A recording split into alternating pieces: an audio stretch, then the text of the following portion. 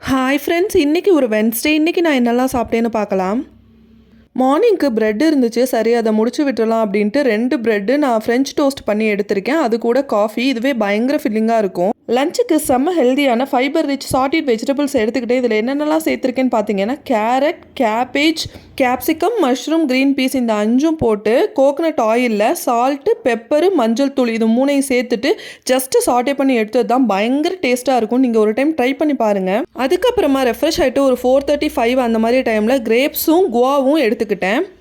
டின்னருக்கு ஒரு dosa, 2 full boil egg with coconut chutney எடுத்துக்கிட்டேன். அதுக்கப்புறம் ஸ்வீட் கிரேவிங் பயங்கரமாக இருந்துச்சு. அது மட்டும் இல்லாமல் கேக் சாப்பிட்டு ரொம்ப நாள் ஆன மாதிரி இருந்தது.